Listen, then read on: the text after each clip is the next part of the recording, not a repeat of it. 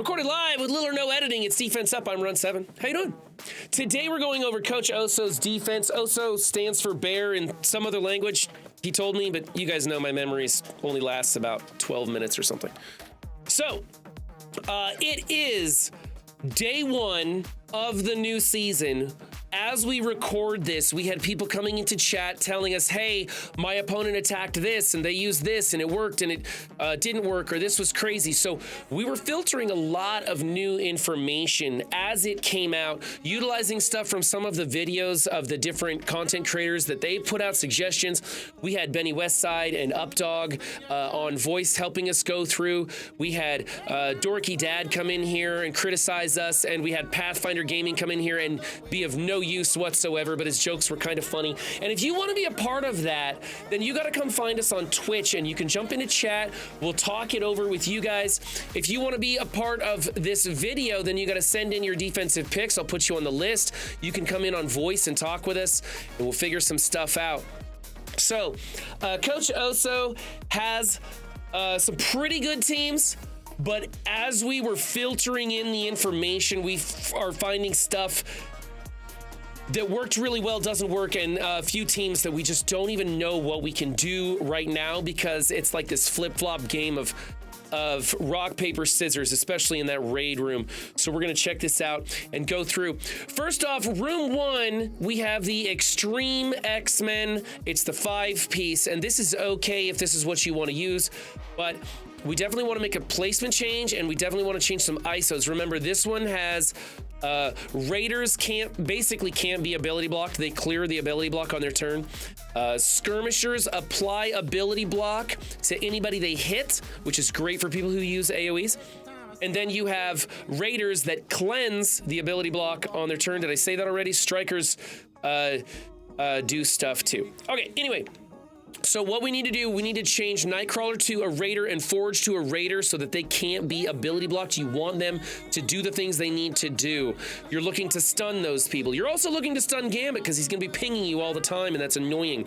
One thing we can do to spice this up a little bit more is drop Spot and put Quicksilver in here as a skirmisher. Quicksilver, even though he could be ability blocked as a skirmisher, he normally takes 2 turns in rapid succession, and he can start hitting people, a lot of people, and applying ability block to them as a skirmisher. So we're going to put him in here and make him a real threat that people are going to want to waste their ability blocks on. That's going to improve it. However, you want to run this as a 5-piece, that's fine, but let's change the placement so that it's Forge in one corner, Nightcrawler in the other corner, Gambit in the middle. And that's going to split up your 3 most important characters. And then you'll have Cyclops in the back. Now, Cyclops is basically important so that if you are able to shut down Forge, but somebody else dies, Forge takes multiple turns because of how Cyclops works. So that's why we're keeping Cyclops in there. We're dropping Spot because he's not going to build up charges on team fast enough to really matter. He doesn't do as much damage as we would like him to. And Quicksilver's just a bigger threat in here. So we're going to take this team, and if you use this team, I would say it's like the A- version. And if you add in Quicksilver, it's going to be the A+ version, somewhere in there. But as is, this one's getting like a B- because these ISOs are not good. The placement's a little out of whack. So we're going to fix that placement. We're going to put in Quicksilver and place a Spot. We're going to change those ISOs to something more effective so that people can't be ability blocked, or they're going to apply ability block depending on where you're going. Okay, on to room number 2. This is the raid room where raid teams do raid things. We're finding out that Bifrost is easily beatable with both Pegasus and Hivemind, and probably some other stuff too. So we would like to remove Bifrost from this equation. However, if you put Hivemind in here, they get beat. If you put Pegasus in here, depending on whether you have Kestrel in here or not, they get beat. One of the best things you probably could do right now is put Pegasus in here, drop Kestrel, and put in Super Scroll. That has to do with some of the stuff that Pegasus brings to the team. You don't want her applying that stuff. And so we drop her, add in Super Scroll, and it becomes a really nasty team. But Coach Oso wants more for offense, and so we can't put Super Scroll on defense. And so we're just going to leave this, but we're going to make it a 5-piece team, get Quicksilver out of here. They're better as a 5-piece team, but still not very amazing. As a 5-piece team, you can come in here with the Hive Mind, and you can use the Void Knight special into Sylvie, removing the energy from her so she doesn't rewind your Hive Mind team, and then the Hive Mind's just going to start taking turns and building up speed meter, and they're going to take off and roll over this. We're hearing about some huge punch-ups with Hive Mind. If it's not a 5-piece team, you can literally, like this team right here, you could literally go in there with Hive Mind and hit auto. Because without the 5-piece, they don't get the safeguard and things just go sideways. You end up ability blocking them all and all sorts of stuff. So make this a 5-piece team for now, and we're gonna see where the dust settles on the raid teams and what people are doing. But right now it's kind of like this paper, rock, scissors. Like whatever you see, you just use this other raid team and it wins, and it's not that exciting unless you're willing to step it up and throw your super scroll in here. So this one right here is actually a big fail. For me, it's an F, because this team's gonna get absolutely demolished very efficiently, and it's a liability. So we need to make this a 5-piece, so at least it can take a few more hits and people might not understand how to go into it. In room number 3, this is okay. However, what we discovered with the aggro is that you want something in here that your opponents need to use a big team like MOE or Superior 6 so that they go in here. Room 3 with the offense up, they all gain assist, right? So you want to put something in here that's big and scary and draws in one of those big teams but doesn't use up too much on your roster. I don't think this is scary enough. Benny and I were talking about it, and we think like a Tangled comp could probably take this, and you don't really need Tangled anywhere else. So we want to drop this and instead, crazy as it sounds, put Infinity Watch in here. If you have a big built-up Infinity Watch, they're going to be able to tank those hits, and your opponent is going to absolutely hate using the big stuff to go after such an old team. But once again, Infinity Watch saves the day in Crucible. So we're replacing this with Infinity Watch. This isn't a total fail, but it's just not exciting enough. It's not really doing anything, and it's just allowing your opponents to use stuff they don't really need anywhere else to beat it.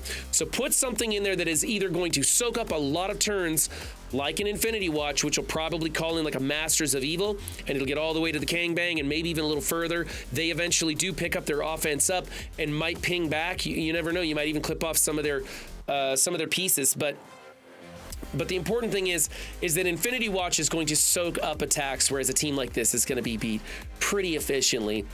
If you were to get a Superior 6 or an MOE to go after this, it would probably be considered a win because they were using such a big team on something that's not as big.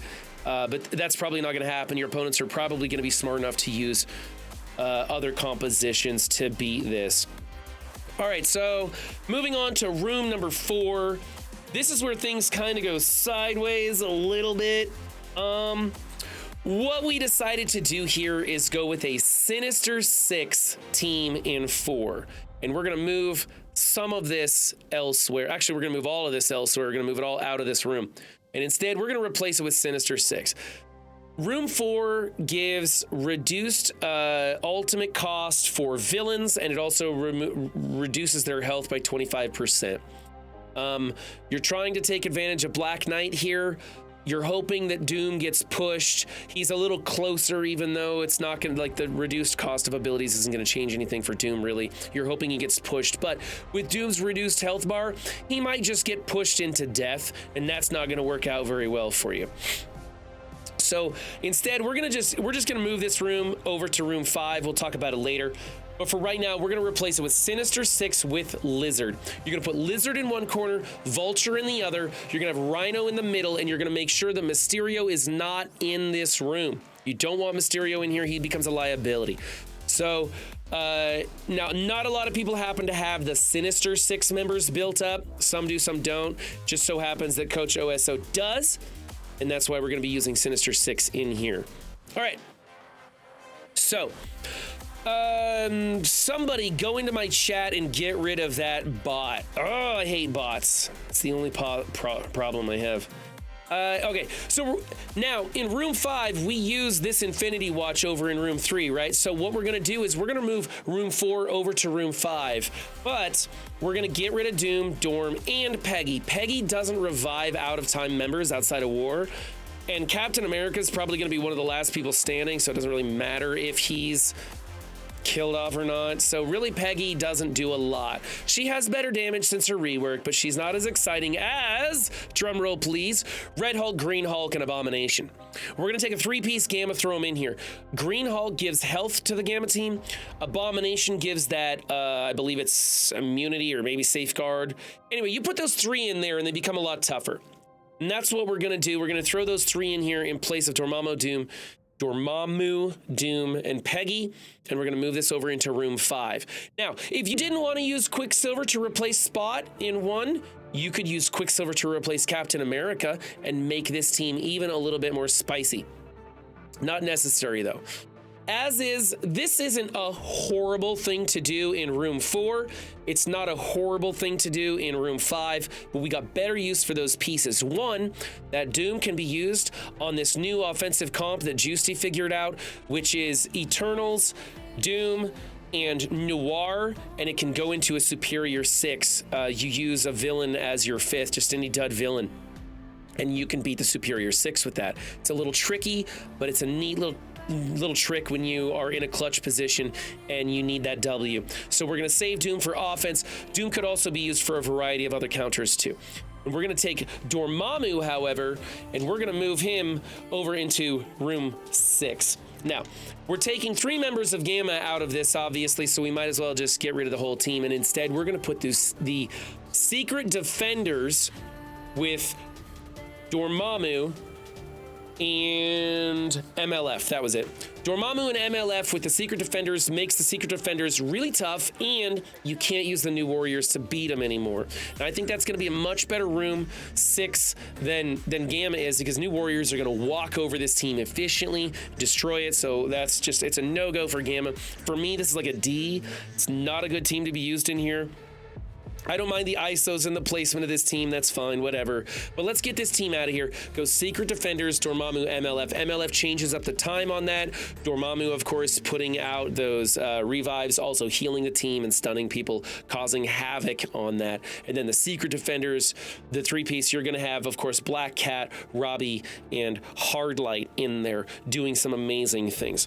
So we had a very long conversation over all of these. A lot of people in chat had a lot of ideas, and everything's kind of up in the air because it is so new as what these room rules are. But the big takeaway between this is that in room 2, the raid room, we don't have great ideas that don't cost you a scroll. So room 2 is going to be something, a bit of contention for a while to go. But anyways, so this has been Coach Oso's defensive review. If you guys want your defense featured on Defense Up, then by all means, find me on Discord. The links are in the description below. I'll get you on the list, and we'll start moving through these new Crucible season room rules. They are exciting. They are not as tough of a defense as we've seen previously. We're seeing that this is more offensive heavy and figuring out how to be efficient. So you definitely want to get rid of any kind of a liability on your defense. It's better to go with a sloppy team that'll take a bunch of hits and definitely won't get a win than to go with something that if they happen to have the proper counter, they're going to just clean sweep it. So figure out what you want to do. There are lots more videos of Crucible coming out, and I'm going to be covering more of the Crucible videos and the videos where people are actually just showing off their attacks on YouTube, and you're going to find those in the recap where I point out to some of the better ones coming up. A lot of people have been requesting I put more of those in there. I didn't cover them because there's just so many, but I'm going to try and start covering those. Remember, guys, don't just have a good game, be good to yourselves and others too, and I'll see you next time. Bye.